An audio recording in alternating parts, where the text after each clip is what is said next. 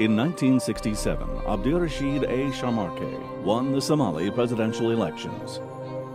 The first president of Somalia, Aden Abdul, gracefully accepted defeat and stepped down. The successful transfer of power between the two presidents was hailed across the continent and the world as a victory for African democracy. In the 1960s, at the height of the Cold War, the Somali Republic was a founding member of the Non-Aligned Movement. Somalia, however, was too strategically important for it to be ignored by the two superpowers. The United States, under President John F. Kennedy, steadily managed to bring Somalia to its side as an ally.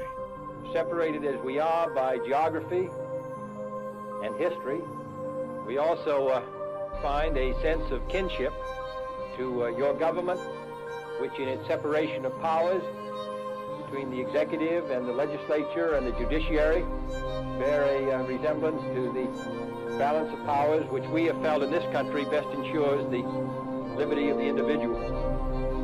We are particularly heartened to have you visit us. Prime Minister, you're welcome.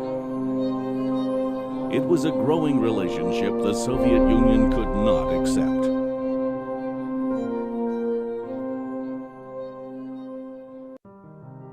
In 1968, President Sharmarke narrowly escaped an assassination attempt. A grenade exploded near the car that was transporting him back from the airport, but failed to kill him. Though there was a growing conspiracy against his presidency and the democratic institutions of the country, President Sharmarke embarked on a tour across the northern regions of the country in the grip of a drought. His intelligence officers advised him to not go on a country tour, citing the clear threat against his life. But the president replied, "I want to experience the difficulties of my people. If I don't travel there, then I feel that I have betrayed my people and my country."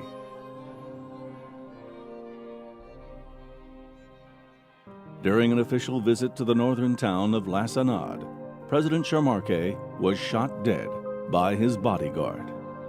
The news came as a shock to the Somali people, who were unaccustomed to political instability. Observers at the time suggested the assassination was inspired by personal rather than political motives.